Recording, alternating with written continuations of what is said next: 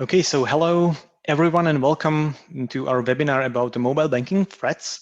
My name is Lukas Jakubicek and I work as a pre-sales engineer at ThreatMark, and together with me there is Luca Winter, fraud analyst also from ThreatMark. So hello Luca, hi. Hi everyone. So before we jump to the agenda of this webinar, one more very important point, there is a question and answer box in the Zoom application on your right side. So if you can ask questions, we will definitely respond them after the presentation if there will be any of these. Okay, so let's jump into the agenda. So first we will discuss how you can get malware into your device. And then we will look what happens next when you are infected by some malware. And we will provide you with some real life scenarios. So it will be very visual. We will elaborate what signs to look out for if you think you have malware installed on your device. So also a very important part. And then we will talk about how the malware attack works step by step. It will be also very visual. And finally, we will look how malware is avoiding to be detected, and then on the end of the presentation we will respond to your questions. Before we jump into the problematics, let me just very briefly talk about the ThreatMark itself, the company that me and Luca are from. We have more than 20 plus million clients that we are protecting all over the world.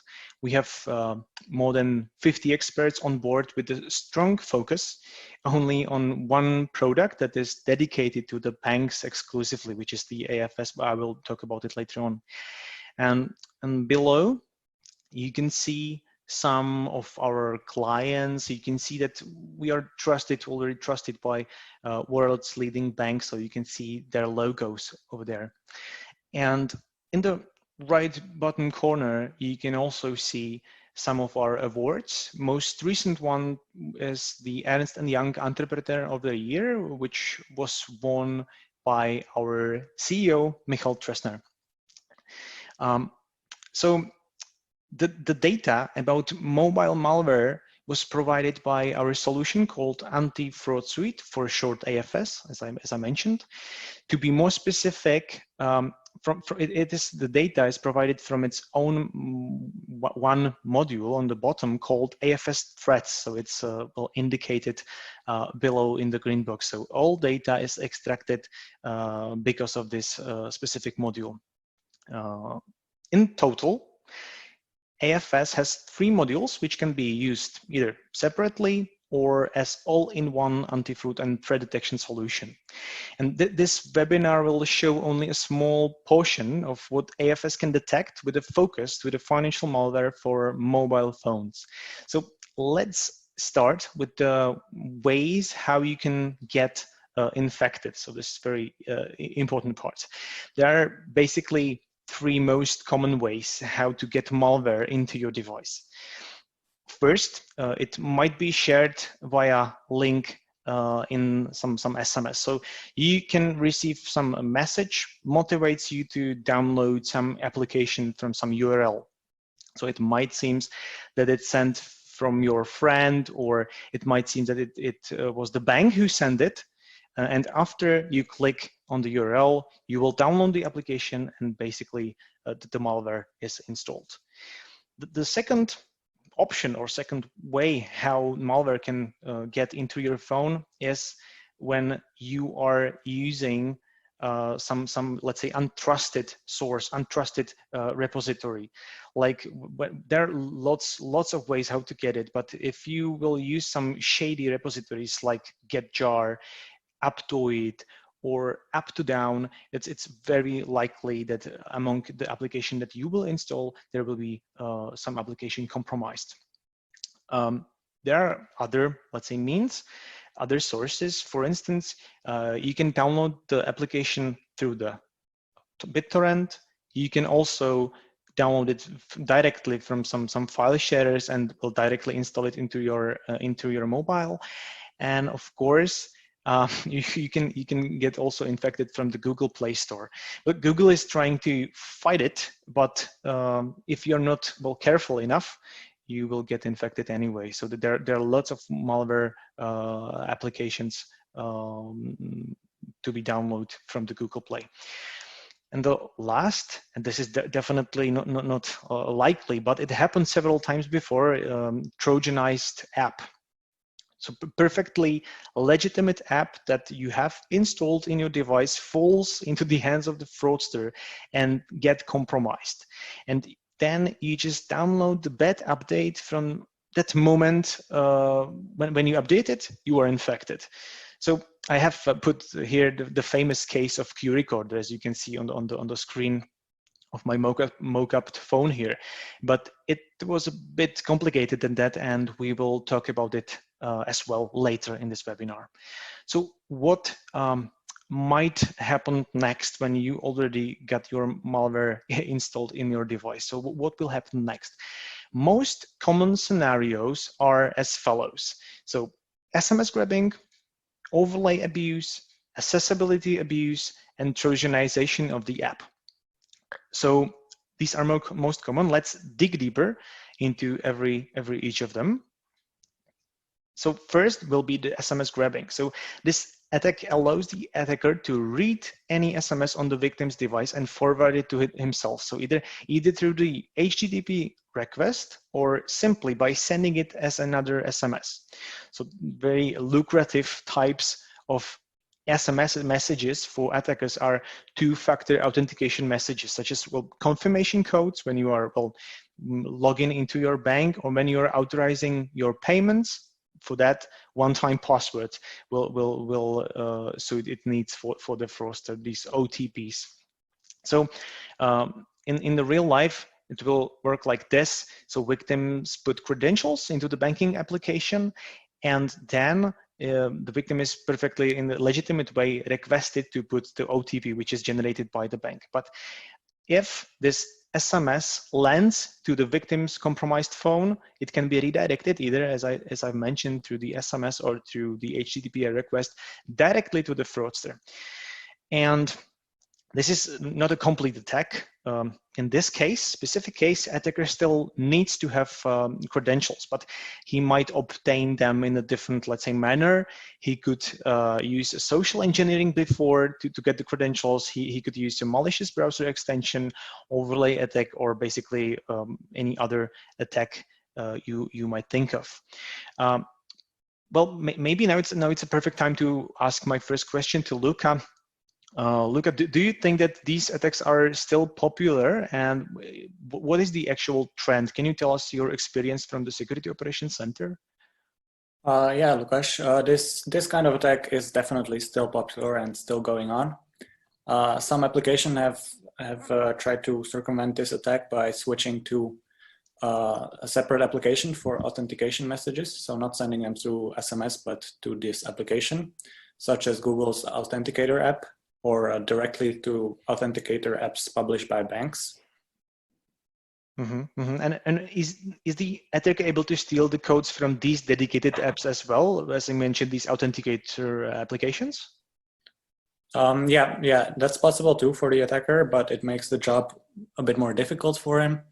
If the authentication application posts this authentication code to the notification center, for example, any app with the permission to read the notifications will be able to intercept it as well.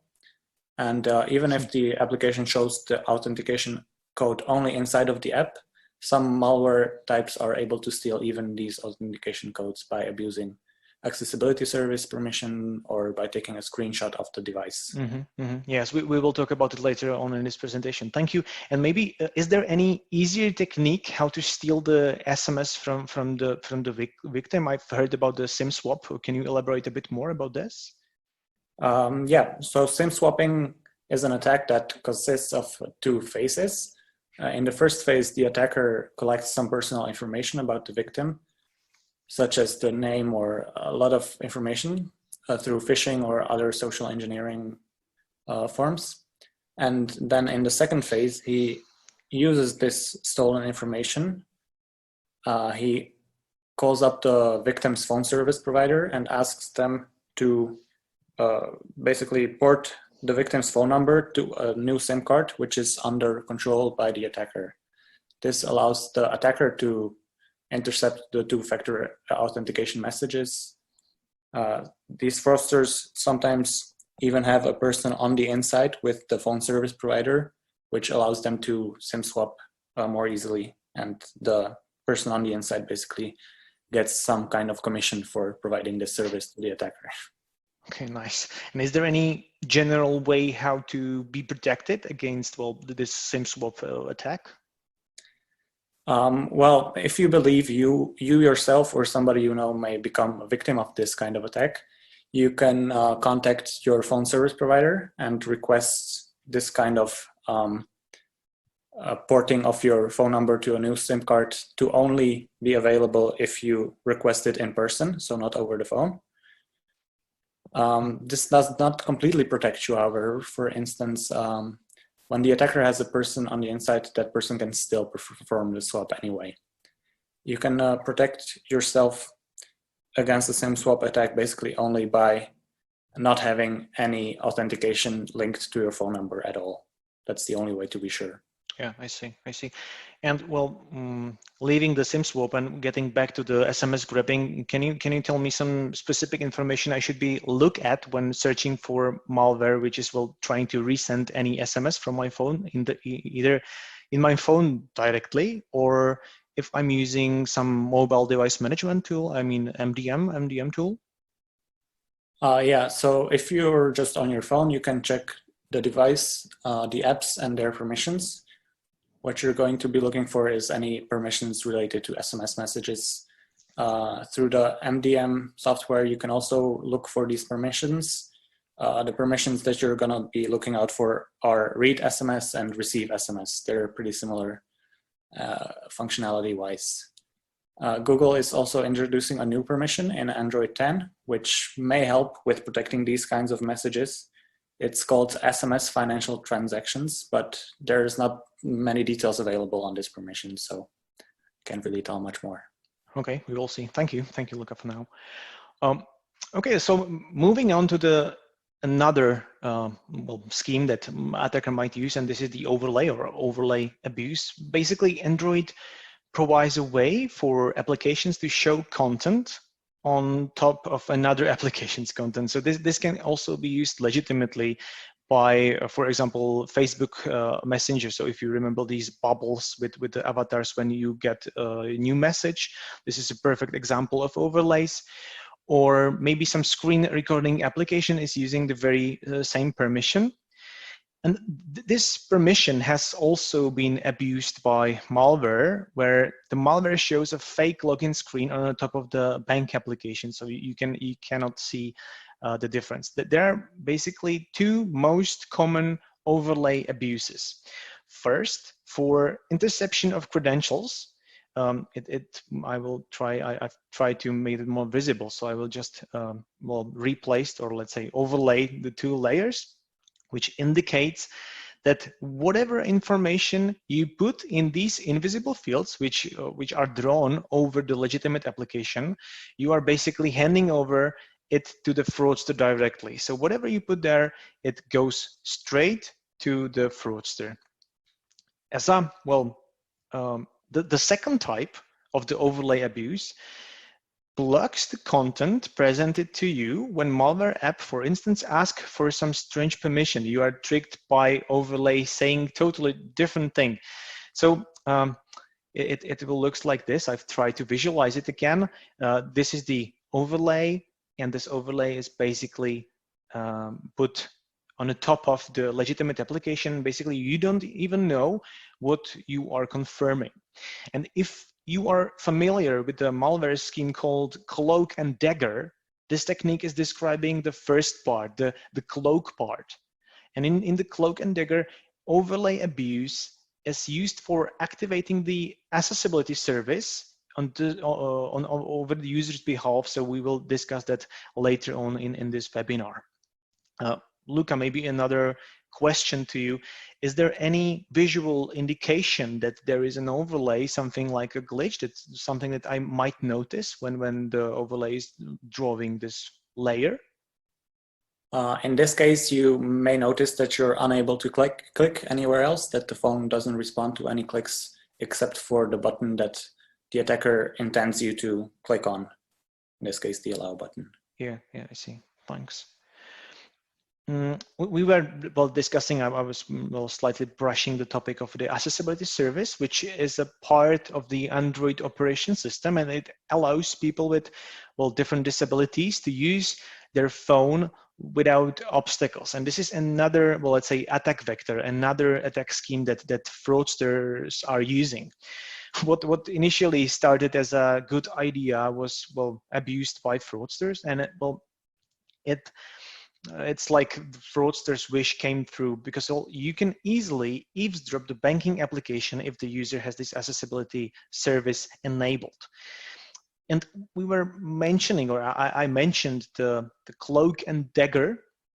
The accessibility abuse is the dagger part. So we've talked about the cloak. Now this is the dagger part, allowing the malware to do different things, such as listed on the screen. So the application can keylog every key press that you make, read and display, read any text displayed on the screen, such as one-time passwords, listen to touch events. So it's used for keylogging of the custom keyboards that the malware might also potentially installed on your device. And in the end, it might perform some actions on the user's behalf, and many more things. I would say that the perfect example of the accessibility abuse attack we have, it's can be used Anubis mobile malware, which we will discuss now. So let's observe how it looks when there is a legitimate bank application. In this case, it's AirBank banking application compromised by Anubis. And I would like to kindly ask you, Luca, if you can comment this video. Okay, so you can see this is the official AirBank application. After which we decide to install some malware application, which is disguised as the COVID-19 mobile application in the middle there. So after we launch this malware application, it immediately asks us to enable this accessibility service. We could deny it, but it would just ask us a couple times again until we would get bored of it. Then after we grant this accessibility service, you can see it happens really quickly, but the malware basically asks for more permissions, and after which it is able to overlay the official banking application with this fake login screen. The requests you can see on the right side, the first one, the one on top, is basically requesting the HTML that shows this login screen. You can see it's requesting the HTML for this specific banking app. And the second request, you can see it sends the login credentials that we enter to the command and control center. Okay, thank you. So let's just say that the AirBank was not only one targeted bank, that these images are only a few samples of targeted institutions. The attack vector was very same, so Anubis used the very same scheme. Use accessibility first, trick user to hand over credentials using overlay later. So the very similar scenario. Another question to you, Luca. Is it possible to simply disable the accessibility service when I have some kind of a feeling that there is a malware? Well, often it is not possible to simply disable it by yourself. What the malware does is once you open up the settings app and try to disable the service, the malware just takes over and quits the settings app, for example, or immediately taps on the cancel button, which makes it basically impossible to disable it. Yeah, I see. And well, when the fraudster already obtained the accessibility service, I mean, if the accessibility service is enabled, what other permissions might he or she need? Well, like we saw in the previous video, once the victim grants the accessibility permission, the malware app is basically able to grant further permissions to itself by itself on behalf of the victim. So it uses this accessibility service to tap on things. So it doesn't need any further permissions. Yeah, I see. Okay, maybe let's see another example of similar abuse. So Luca, if you can comment. Right, so this is another example of malware from the Anubis family. As you can see, the requests, the one labeled tuk-tuk, are basically the malware checking in with the command center regularly. At some point, the command and control center instructs the malware to show the overlay, which can be seen on the left side of the screen. The overlay is imitating the Google Play Store and some view of it. And it basically asks the victim to input some banking information to continue the registration for the Play Store. It then loads another HTML file, which is shown on the left again, which requests the card number, the victim's credit card number. What is interesting is it also loads a couple of JavaScript files which perform data validation on the credit card number. So you cannot just enter any number, you have to enter a valid credit card number, otherwise it won't accept it. A valid credit card number can be generated online, so that is what I did. It even recognizes that it's a Visa credit card. So once we enter the full number, I made a typo there, so just give me 1 second. Once we enter the full credit card number, it then requests the expiration date for the credit card as well as the CVC code. So let me just enter that.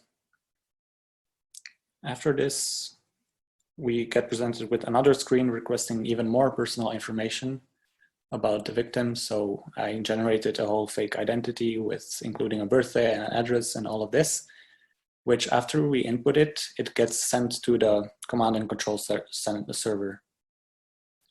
So the malware sends the credit card data and the personal information we just entered in 2 requests. If you are diligent, you will see that one of the requests returns a 500 status code, so something went wrong on the server side, which is why we get this pop-up with the Russian error message. It shouldn't have appeared, and I think it was a bit unexpected.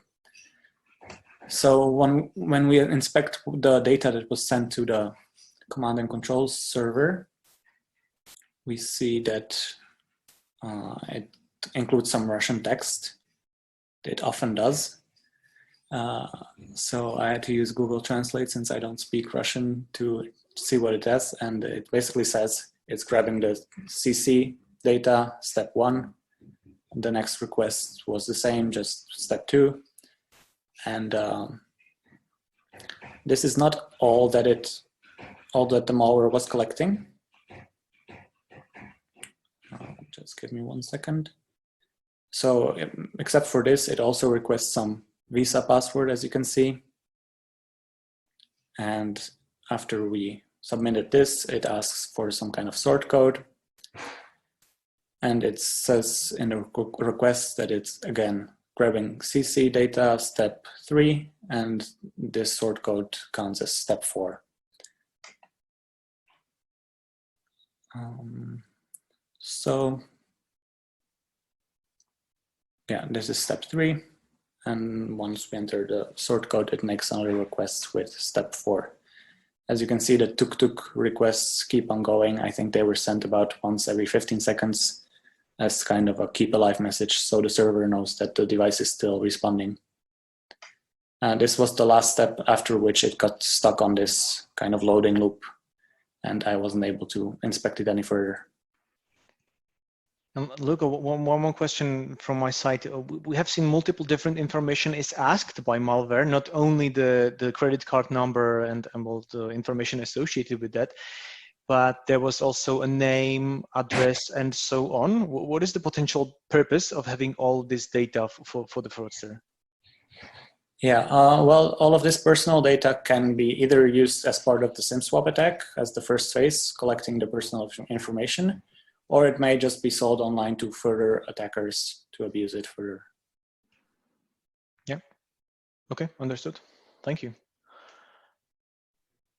So the last point that I've mentioned before was the Trojanization, which basically occurs when malicious code is added to an otherwise legitimate application. This basically means that application fulfills a purpose. Maybe it's a game, or it's some kind of a utility, for instance, a flashlight or some converter.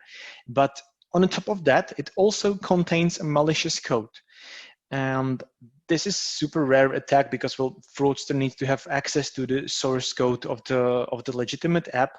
So it's not very likely that you will get malware via this, let's say, way. Maybe I would also ask Luca to maybe comment more on the QRecorder, because I've promised it on the beginning. If you can comment on this. Yeah, of course. So the QRecorder is quite a famous case, at least in our region.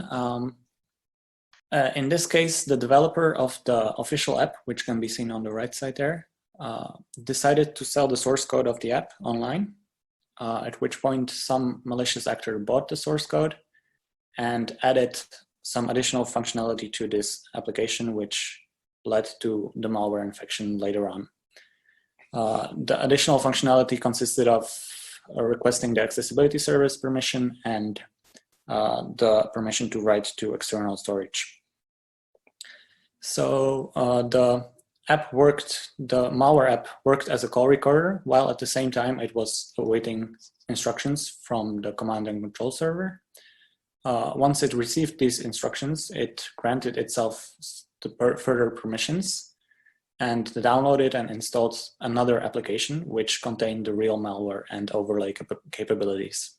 So the QRecorder malware app only served as a dropper for the real malware app, let's say. The malware functionality also only appeared on devices that were using a language specific to the targeted apps. So this attacker was targeting German and Czech banking apps. So the malware only appeared functional on devices that had their language set to German or Czech. After a few weeks of operating this way, the attacker decided to target even more banking apps, this time Polish banking apps, and he updated the malware app to also include some Polish localized strings, so as you can see on the screenshot on the right. Okay, perfect. Thank you. Or maybe we can jump into the basic signs of a device being compromised. If you can elaborate a bit more about each one of them. Yeah, of course. So these are 6 major signs that may indicate that your device has been compromised. Let's start with the first one, unknown application. One of the signs is seeing basically on your device seeing an application on your device that you do not recognize, or you do not think that you installed it, or you don't know where it came from. So basically an application that you don't recognize. The second sign is an increase in mobile data usage. This can be mobile, but also Wi-Fi. It's often a sign of the device communicating with a command and control server and sending some data to the server. The third sign that we have here is battery draining. Malware often runs in the background at all times. So even if it's not shown in the foreground, it keeps running in the background, which has an impact on battery life. So if you notice your battery life dropping more sharply, then this may be a sign of malware. After you've granted a malware app the accessibility service permission, it often makes it impossible to install the malware app by simply quitting the settings activity, or it just makes it difficult to uninstall the app, and it's sometimes necessary to uninstall it through the command line and connecting the device to your PC. Another sign that we have here is strange app behavior. It's just if you notice apps behaving strangely on your device, or loading more slowly, or just your screen glitching, that may be another sign of your device being infected. The last sign here you can check for is check the accessibility services that are enabled on your device. It can be done through the settings app. If you see any accessibility service enabled that you don't recognize or don't know what it's doing, then it's quite possible that that's a malware app. From the point of view of device administrators who administrate like a fleet of devices, these are some of the permissions that you should look out for. So in case of SMS grabbing apps, you should look out for the permissions read SMS, receive SMS, and send SMS. In case of the overlay abuse, the permission is called system alert window. Accessibility abuse uses the bind accessibility service permission, and some others include install packages, request install packages, write external storage, and boot complete. So your MDM solution should be able to show you a list of apps that use these permissions on the devices that you manage.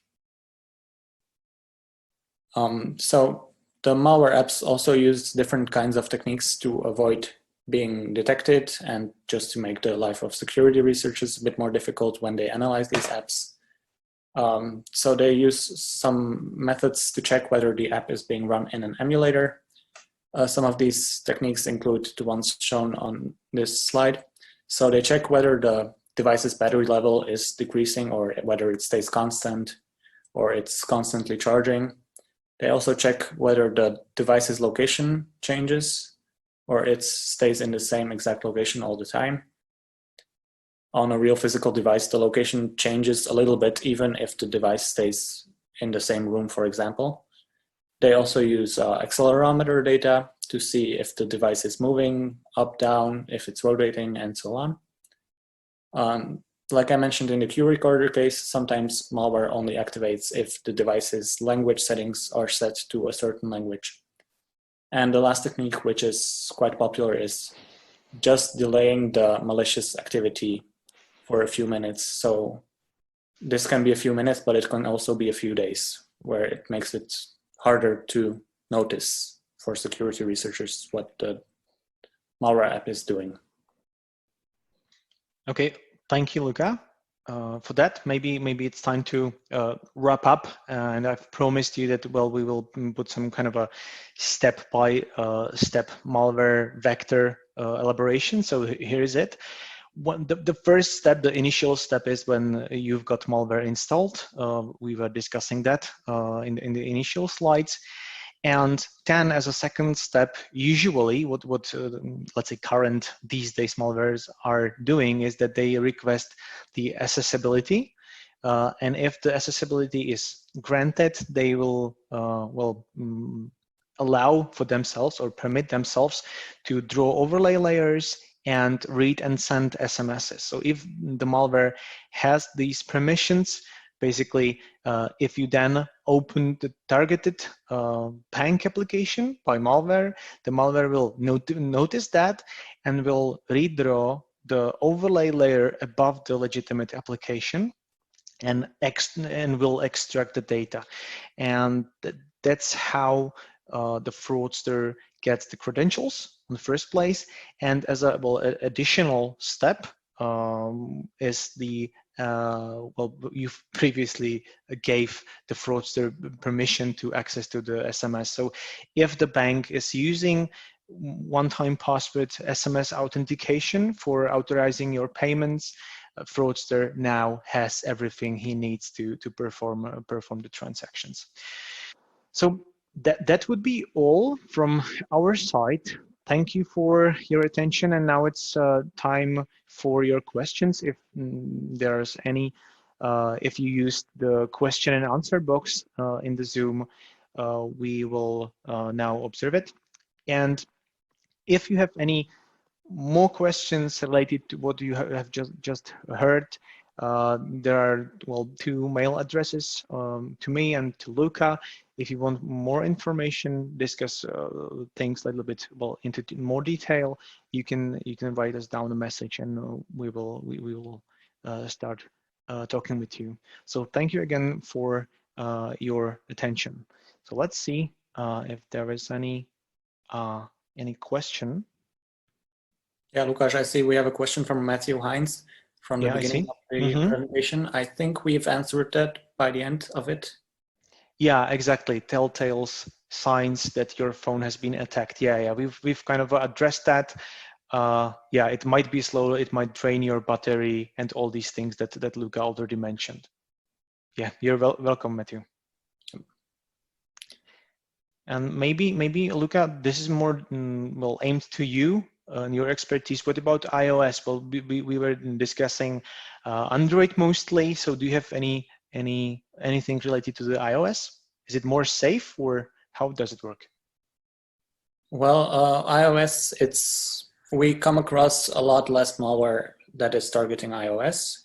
I can't say it's completely safe, but I don't think I've come across any malware apps that have made it into the official app store that Apple uses. So if you only use this official Apple app store, then you're practically safe. You can never say it's 100% safe, of course. Mm-hmm. If a user decides to jailbreak his device, that opens up a lot of possibilities for malware to get installed. If they're installing some packages from untrusted sources, it just makes it more vulnerable if the device is jailbroken. And maybe one follow-up question, you've mentioned jailbreaking the iOS. What does it mean exactly?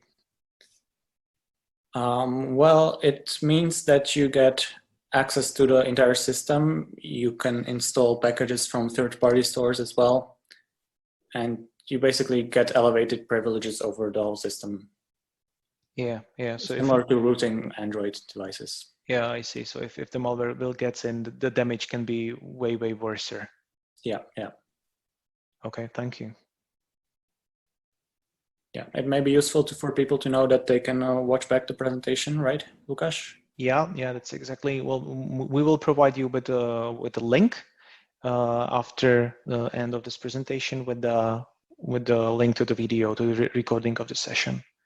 And there is another question: can the infection come from a browser session? Yes, it can. However, those instances are much more rare. So there would have to be some exploit in the browser, and the browser would need to be vulnerable. It's possible, especially on older devices, that there are some security-related vulnerabilities, but the attack vectors and the infection vectors that we mentioned in the slides are more common. I see. Tomasz Madle is asking, what shall I do if I find out my device is infected? So, Luca, can you give us some advice? Yeah. If it's your personal device or just a personal device that you have physical access to, you can try to uninstall the application, the malware application, through your PC. So you basically connect the device to your PC and connect to it through ADB, Android Debug Bridge, which has a command that allows you to uninstall apps, just ADB uninstall and the app. So this may work, but it may be needed to completely refresh the device with a fresh image of the OS. That's happened also. I see. And is there anything like I don't know, safe mode when in the mobile phones? Yes, there can be. Let me think. I think it depends on the device. Yeah, I see. Yeah, thank you. Okay, guys, thank you for being with us for this 40 minutes. And hopefully we will meet soon on, similar webinar like this. Thank you very much, and enjoy your evening. Yeah, bye-bye. Thank you. Bye-bye.